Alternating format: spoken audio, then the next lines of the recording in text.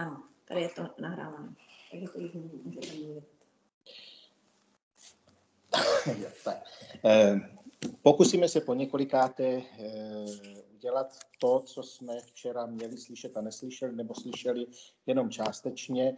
A to je to, že se budeme bavit o patronce našeho řádu, která je také vlastně patronkou Dnů dobré vůle, které prožíváme na naší škole, a to je svatá Alžběta Uherská.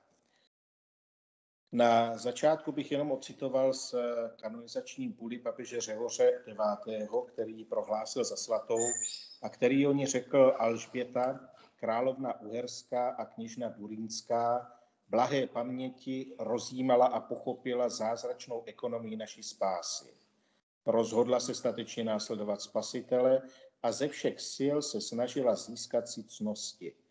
Stala se hodnou milosti a božího světla, kterým byla jasně a hojně osvícena.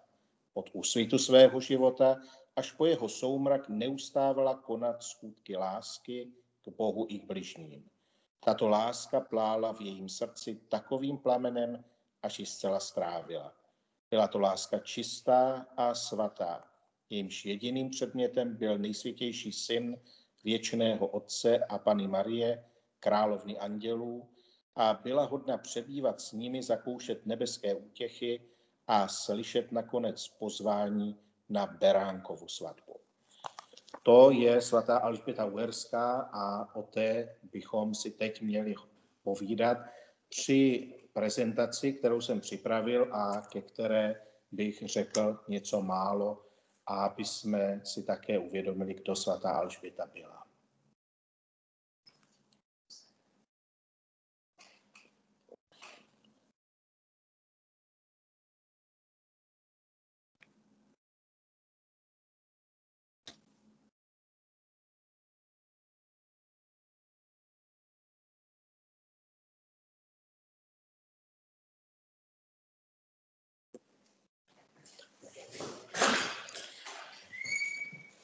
Takže na první prezentaci, kterou zde máme, vidíme sochu, se kterou se setkáváte pokaždé, když vstupujete do naší školy. Je to vlastně první socha, kterou vidíte, a je to socha, která je na schodišti do šatny.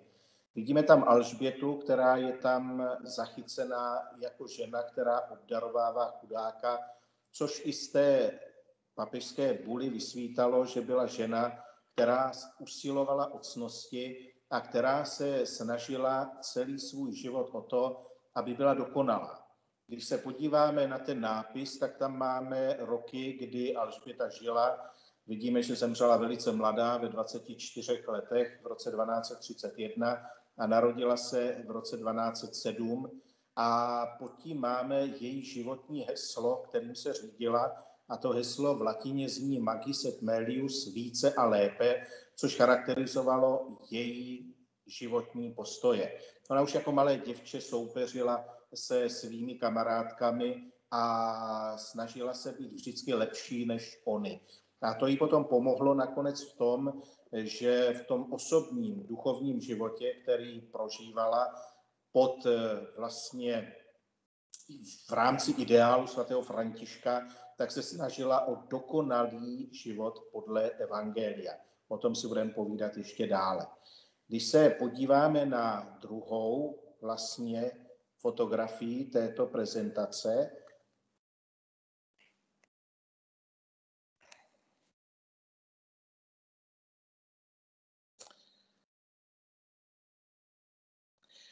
tak tam uvidíme rok 1207. My nevíme přesné datum, kdy se nám svatá Alžběta narodila, ale víme, že se nám narodila nebo mohla narodit na 2 místech.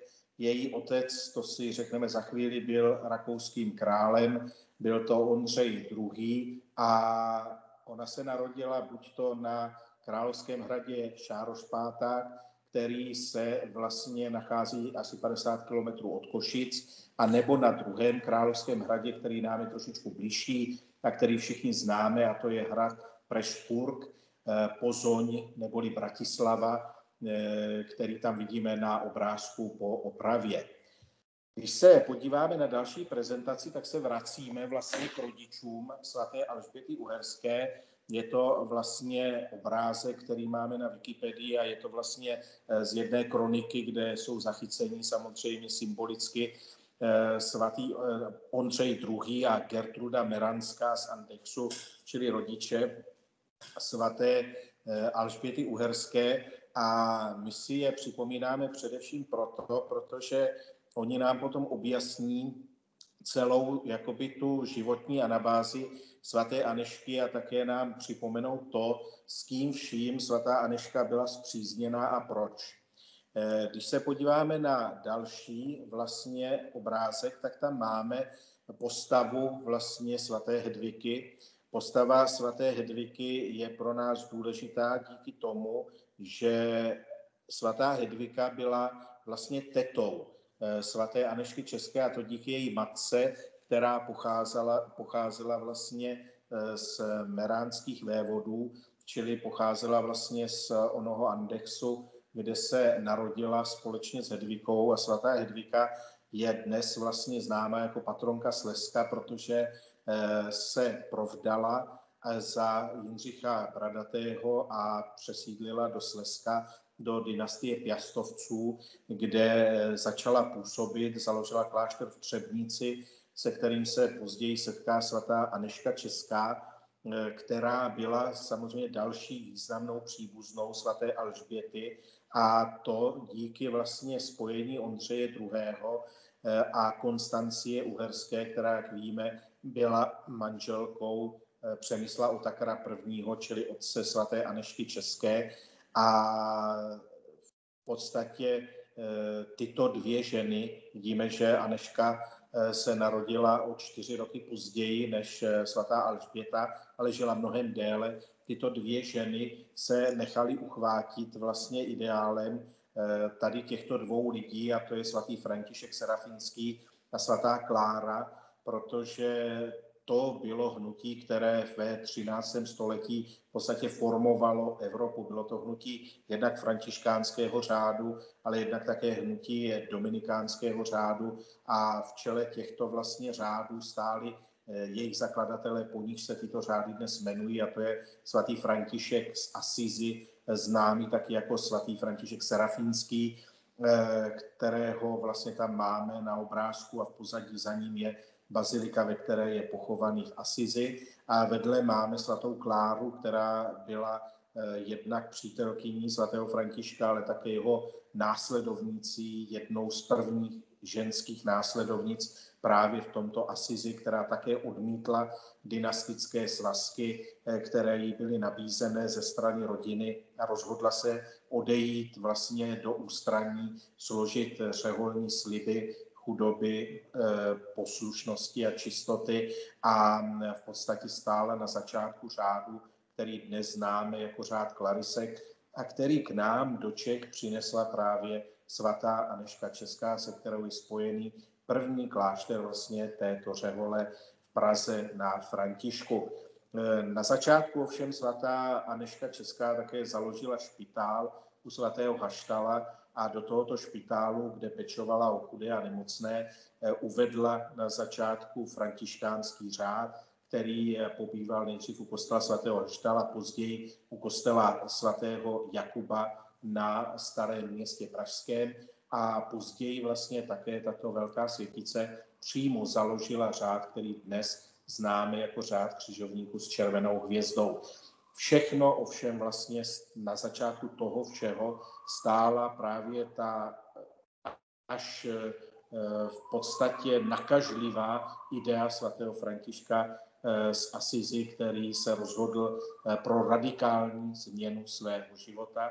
On také nepocházel z chudých poměrů. Svatý František z Asizi byl člověkem, který žil v bohaté rodině asijského kupce s látkami Pietra Bernardone, který samozřejmě s ním měl úplně jiné záměry. František chtěl být rytířem, chtěl být šlechticem. Po první prohrané bitvě, víme, že se dostal do vězení, zakusil samozřejmě to obrovské ponížení po prohrané bitvě, vrátil se s podlomeným zdravím a ještě dlouho se zpamatovával vlastně a začal tak jeho obrácení. které ovšem vlastně dozrálo až ve chvíli, kdy on se účastní druhé bitvy proti Apulii a už spole tam má ten krásný erb, kdy mu František, nebo kdy mu pán říká Františku, chceš sloužit pánovi a nebo jeho služebníkovi. A on říká pánovi, čili pán ho zve na svou cestu. A on se potom vlastně obrací u kříže svatého Damiána, nebo v kostelíku svatého Damiána, kde slyší ta slova, kdy mu Ježíš z tohoto kříže říká Františku, jdi a oprav můj dům. Víme, že František odkládá světskou slávu, začíná v podstatě rozprodávat věci, rozdávat je chudým, tím se dostane do sporu se svým otcem a stane se nakonec člověkem, kterého otec vydědí a který nastoupí radikální změnu svého života. Na začátku opravuje kostely, později vlastně slouží lidem, kteří byli postiženi malomocenstvím a začíná také svým životem hlásat evangelium. Je zajímavé, že on vlastně nežil dlouho, vidíme, že žil do roku 1226, čili umírá taky relativně mladý, ale ta jeho myšlenka se velice rychle rozšířovala po celé Evropě. Ten řád vlastně na začátku měl pár následovníků, které svatý František stáhl na svou stranu. Na začátku to byly jeho 4 věrní druhové a později vlastně se k ním připojovali zástupy. Takže už vlastně v roce 1221 těch následovníků svatého Františka bylo několik desítek tisíc, a to nejenom v Asizi, ale po celé Evropě, čili v západních zemích. A díky tomu se s nimi mohla setkat právě jak svatá Anežka Česká s těmito ideály františkánství, tak také vlastně svatá Alžběta Uherská a zároveň také třeba svatý Ludvík Král a další svědci, kteří zasaženi touto myšlenkou toužili po radikální změně svého života. Samozřejmě svatá Alžběta to neměla takové jako svatá Anežka Česká, která samozřejmě odmítla dynastické sňatky a přímo vlastně do založeného kláštera Klarisek vstoupila a tam vlastně odešla z tohoto světa, aby vlastně žila kontemplativním životem a zároveň se mohla nějakým způsobem starat o potřebné a chudé jako královská dcera. Také druhá královská dcera svatá Alžběta toto štěstí neměla. Ona byla předurčena svým otcem Ondřejem, čili strýcem svaté Anežky České, k tomu, aby upevnila jeho pozici jako vládce v tehdejší Evropě, a proto vlastně se svatá Anežka Česká vydává do Warburgu, to je vlastně ta fotografie dole, aby tam vlastně měla výchovu, která by ji předurčila k tomu stát se turínskou vévodkyní. Ona tam odchází už v roce 1211, čili ve 4 letech, a tam vlastně je postupně vychovávána částečně vlastně přímo na Warburgu, částečně vlastně na jiných místech, kde získává ty správné mravy pro to, aby mohla být vlastně hodnou přijmout jako svého manžela durínského vévodu Heřmana vlastně prvního, který ovšem jako mladý chlapec umírá a ona se samozřejmě potom dostává do situace, která byla velice složitá, protože její tchán, budoucí Heřman, který tam vládl, byl člověk, který miloval umění, který byl nesmírně vzdělaný, ale na druhou stranu byl člověkem, který to všechno, co na tom Warburgu, který se stal kulturním centrem, provozoval,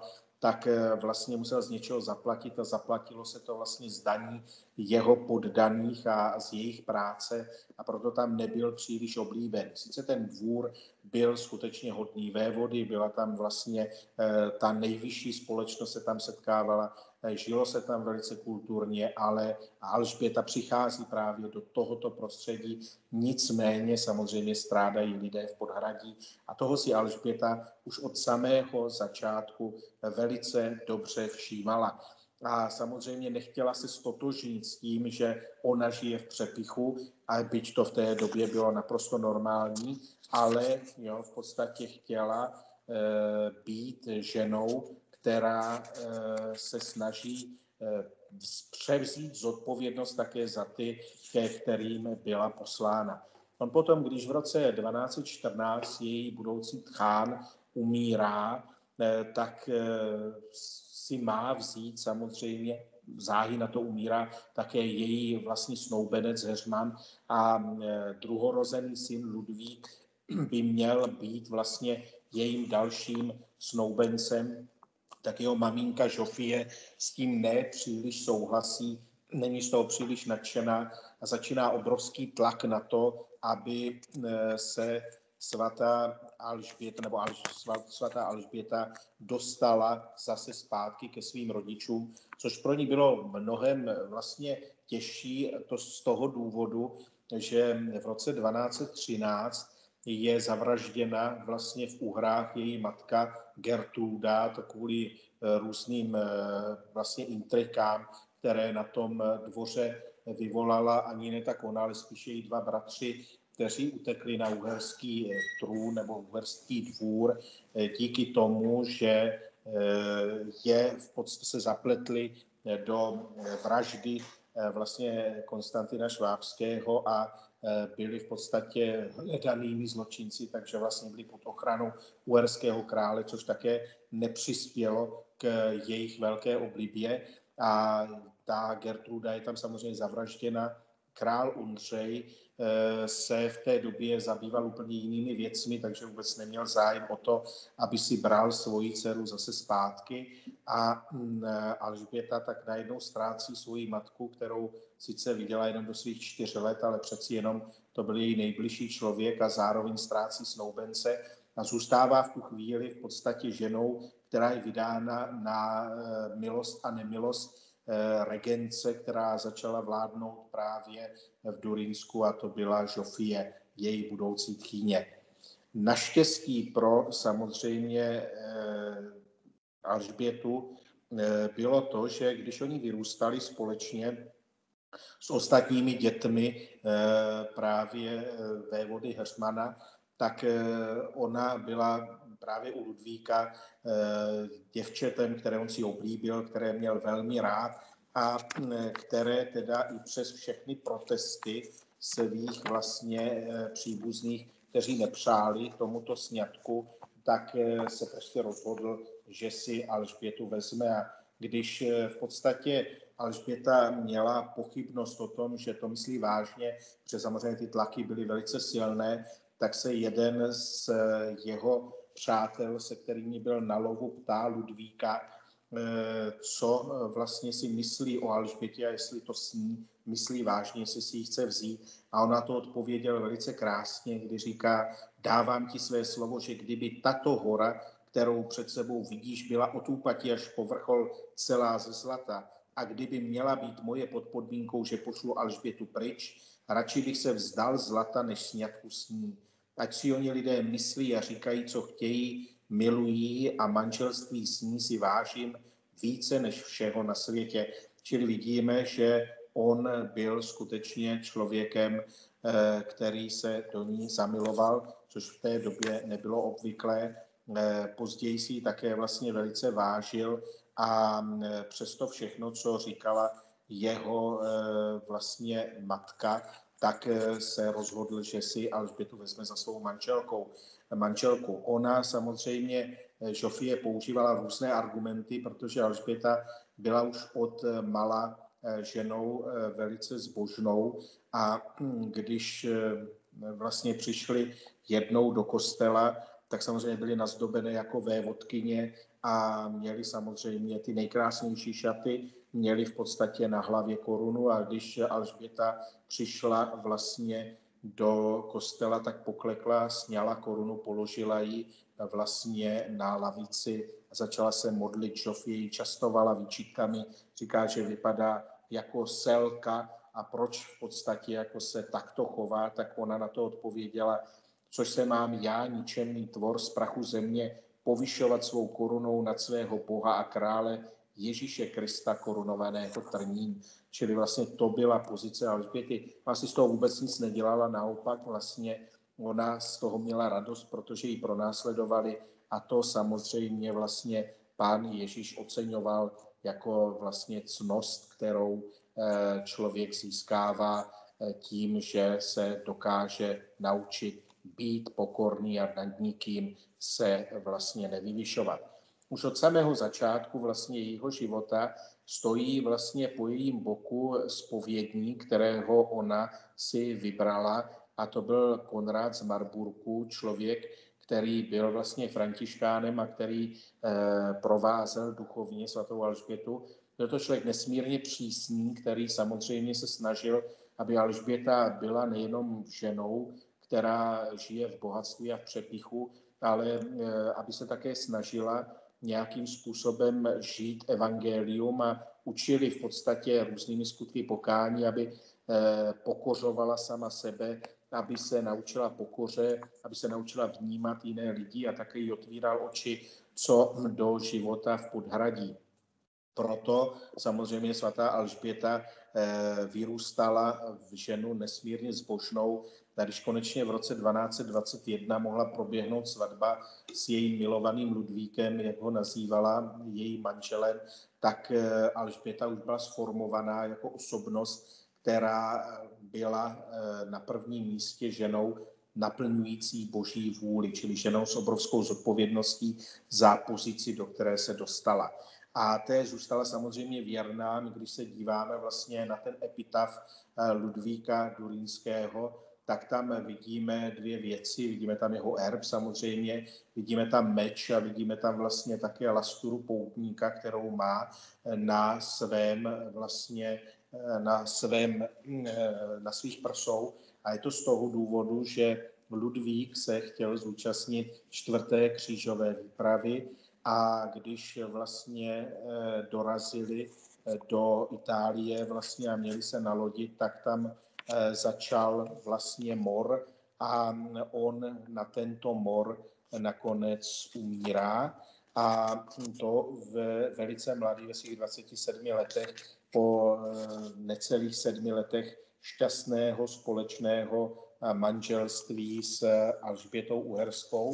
A Alžbětě v tu chvíli měli spolu 3 děti, měli samozřejmě Heřmana II., který měl nastoupit na trůn, že jo, po svém otci, ale ten měl v té době teprve 5 let a měli potom ještě vlastně 2 dcery, které vlastně najednou se staly obtížné, protože ve chvíli, kdy Alžběta zemřela, tak opět začalo sílit velice ten tlak na zbavení se Alžběty, a to především vlastně ze strany Jindřicha Raspého, který byl Ludvíkovým bratrem a který byl velice mocichtivým člověkem a nedokázal si představit, že by Alžběta, která už v té době vynikala milosrdnými skutky, která vlastně rozdávala s plnými hrstmi ten majetek durínských vévodů potřebným, takže že by ona měla převzít správu nad tím obrovským majetkem, který tito vévodové měli, a právě proto se jí snažil zbavit.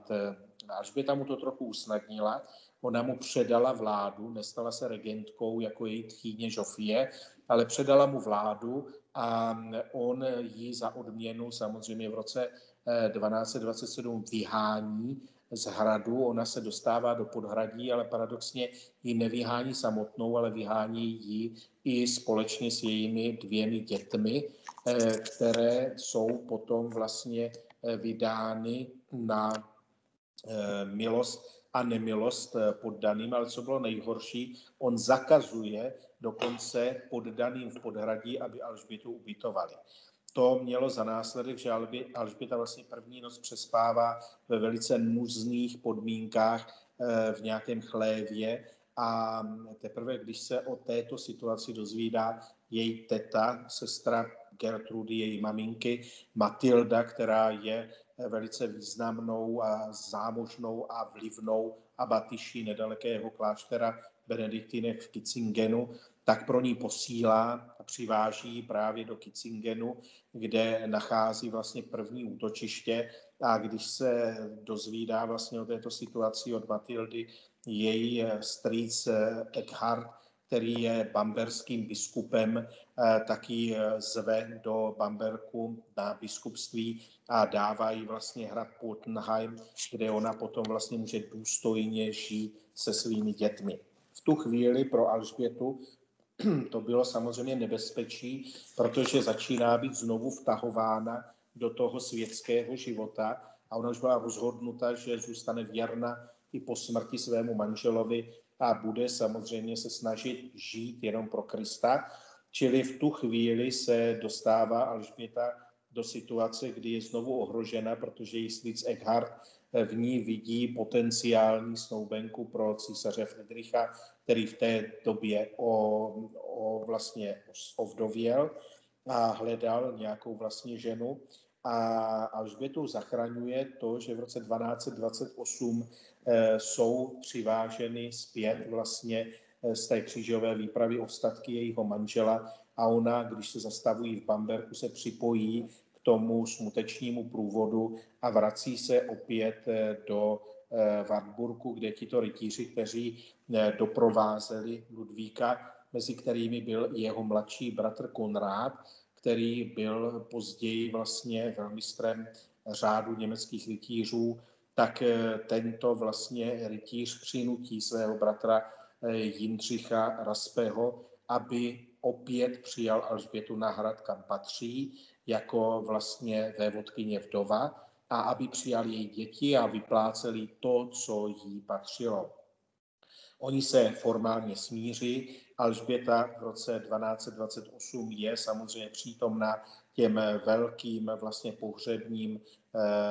pohřebním vlastně událostem, které se týkaly jejího manžela a poté, co manžel je pohřben, ona nesetrvává dlouho na Wartburgu, ale ty peníze, které má, tak vezme a odchází do Marburgu, který jí byl vlastně svěřen jako místo, ve kterém ona měla žít a ve kterém později teda byla pohřbena, jak to vidíme, a nad jejímž hrobem byl vybudován později vlastně řádem německých rytířů velký kostel svaté Alžběty. Ona v tom Marburgu vlastně měla žít, měla ty důchody z toho Marburgu používat pro sebe a pro výchovu svých dětí.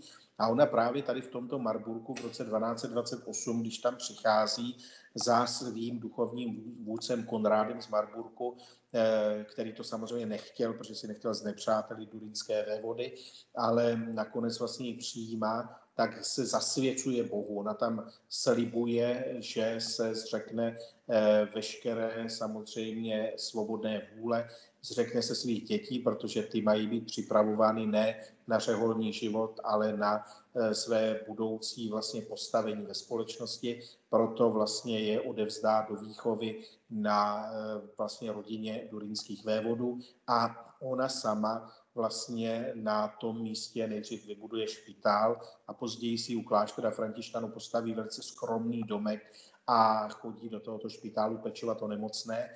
A jediné, co jí vlastně zůstává na začátku, jsou dvě dvorní dámy, které ji doprovází a které ona vlastně si sebou přivezla z Maďarska.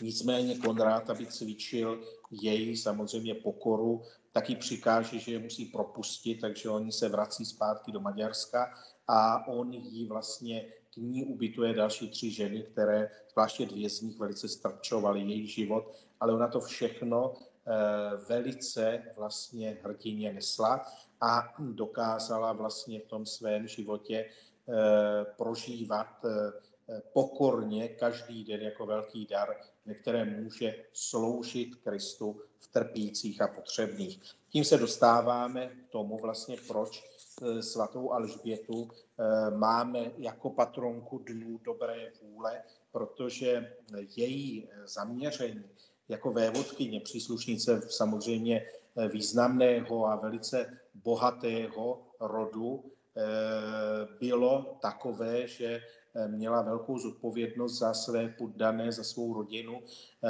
a byla také ženou, která se cítila povolána zmírňovat jejich utrpení a jejich bídu, čili pomáhat potřebným. Proto se stala patronkou také německého řádu, protože po její smrti to máme vlastně tam napsané 17. listopadu v roce 1231, je svatá Alžběta samozřejmě pochována na tom místě, na kterém později byla vybudována bazilika svaté Alžběty nad jejím hrobem.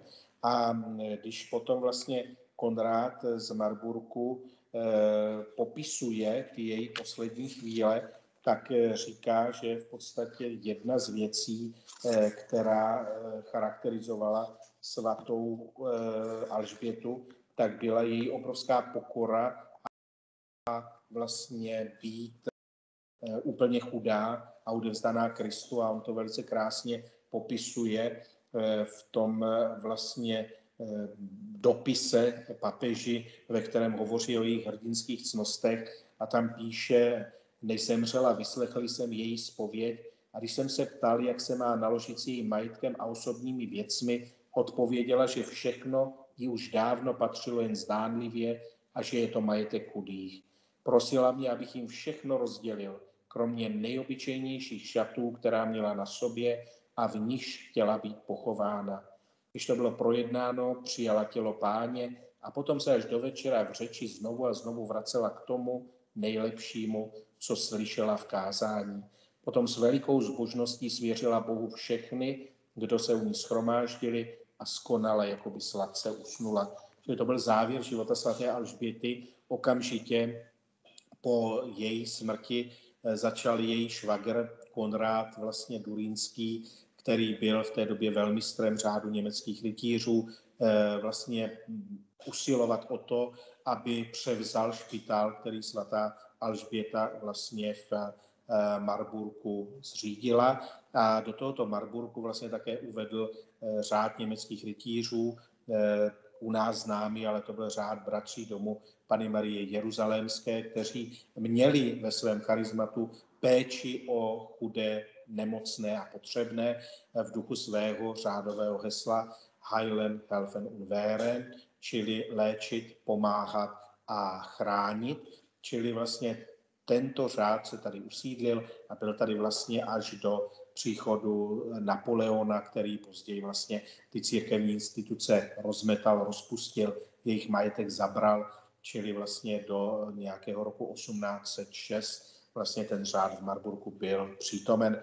A samozřejmě pečoval ten špitál, který se nazýval komendou, vlastně ve kterém bratři žili a snažili se vlastně naplňovat to poslání, ke kterému byli povoláni.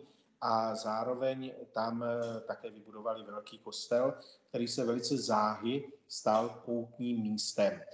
Svatá Alžběta dělala různé zázraky, že jo, samozřejmě tam byla spousta legend a na základě těch legend už Konrád začal usilovat o její svatořečení a hlavním vlastně svědkem byl později právě zpovědník Konrád z Marburku, který podával papeži vysvětlení toho, jak svatá Alžběta žila a jaké cnosti vlastně projevovala ve svém životě. V roce 27.5. v roce 1235 papež Řehoř IX. Prohlásil svatou Alžbětu za svatou, za ženu, kterou zařadil mezi svaté katolické církve, a začala jí veřejná úcta. My tady máme samozřejmě záběry z různých míst, které jsou spojeny se svatou Alžbětou. Jsou to 2 místa u nás, to jsou ty krajní vlastně fotografie. Vlevo je to vlastně výbava kaple v Dlouhé Loučce na zámku vlastně sester, kde měli dívčí školu a v této kapli vlastně se scházeli a modlili. Ten obraz byl právě obraz svaté Alžběty Durínské. Dneska víme, že ten zámek je v troskách díky tomu, co se odehrávalo v rámci restitucí v naší zemi. A ten pravý obraz je na zámku nebo na hradě, který vybudoval řád nebo rekonstruoval řád německých rytířů, a to je vlastně takzvaný růžový zázrak, který popisuje jednu z událostí v životě svaté Alžběty Durínské. A to byla událost, kdy byla právě obviňována z toho, že tajně vynáší chléb potřebným, a když samozřejmě ti její nepřátelé přiměli Ludvíka, jejího manžela, aby jí v podstatě kontroloval, byť Ludvík o tom věděl, ale bylo mu to žinantní, tak samozřejmě musel vlastně tu Alžbětu zastavit a ona se musela zpovídat z toho, co dělá. tak když on přišel vlastně a ona se vlastně před ním měla zodpovídat, tak řekla, ať ukáže, co nese. A ona řekla, že nese samozřejmě něco, co by potěšilo potřebné. A když otevřela ten vlastně plášť, ve kterém měla ty chleby, tak tam byly růže. Čili vlastně Ludvík, který sice věděl o té její charitativní činnosti a vůbec ji nerozporoval, naopak ji v tom podporoval, tak před těmi nepřáteli v podstatě ji neměl za co potrestat a oni museli s ostudou odejít. Čili to je zázrak, který můžeme vidět na nádvoří hradu Bouzov, vlastně naproti studni vlastně na zdi tohoto vlastně bývalého řádového hradu. Uprostřed potom máme vlastně ještě jeden pohled, a to je pohled do současného vlastně sídla velmistra německých rytířů nebo německého řádu, který sídlí ve Vídni. Ti samozřejmě, kteří budou mít to štěstí a navštíví otce velmistra, tak tento obraz potom uvidí zblízka i tuto kapli. Je to vlastně kaple ve vídeňském domě na Singerstraße, je také zasvěcena svaté Alžbětě a na tomto obraze je potom svatá Alžběta zobrazena právě v tom františkánském hábitu terciářském, ve kterém slouží potřebným a klečí tam vlastně už před Pannou Marií. Čili díváme se v podstatě už na ten závěr života svaté Alžběty a když se díváme na to, jaký byl přínos svaté Alžběty, co vlastně Alžběta znamenala pro dnešní svět, tak bych si dovolil citaci vlastně z knihy sestry Imakuláty Adamské, Alžbětinky, která ve své knize Milosrdenství, chudoba, radost, příběh svaté Alžběty Uherské, Lankraběnky Durínské, shrnula celý její život velice krásně a přehledně a tato kniha vyšla vlastně zásluhou teda nakladatelství časopisu Imakuláta jako velice hodnotná kniha, tak ta hovoří o aktuálnosti Alžbětina poslání takto. Alžběta je skvělá historická osobnost, která nikdy nestratí nic ze své aktuálnosti, protože s veškerou vážností odhalila nejpalčivější ideje všech dob. K nímž patří společenská rovnost a schopnost sociálního soucitu a s největší zodpovědností se jich ujala. Upozornila také na to, jak může dosáhnout duchovní svobody i člověk svázaný bohatstvím a starostí o jeho udržení. Podobnou cestou osvobození nám v naší době ukazovala i matka Teresa z Kalkaty, jejíž působení velebili nejen lidé z okraje společnosti, ale docenil jej celý svět, když jí udělil Nobelovu cenu míru. Čili vidíme, toto byl přínos svaté Alžběty. Bylo zajímavé, že samozřejmě ti mocní, kteří byli v její blízkosti na Durynském dvoře, ji často zesměšňovali, ponižovali, považovali ji za blázna, vysmívali se jí. Ona to brala jako cvičení pokory a tak, jak jsme to vlastně měli hned na začátku té prezentace, celý ten její život směřoval k tomu, že ona usilovala o tom, aby více a lépe sloužila Kristu, aby se mu více a lépe připodobnila. Po její smrti ji mnozí doceňovali a dokonce její otec, král Ondřej, řekl velice zajímavou větu: málo jsem se staral o svou dceru, málo jsem si ji vážil a díky tomu zemřela na prosté chudobě a byla ženou, vlastně, která jako nedoceněná nakonec nejvíc ozdobila naši rodinu.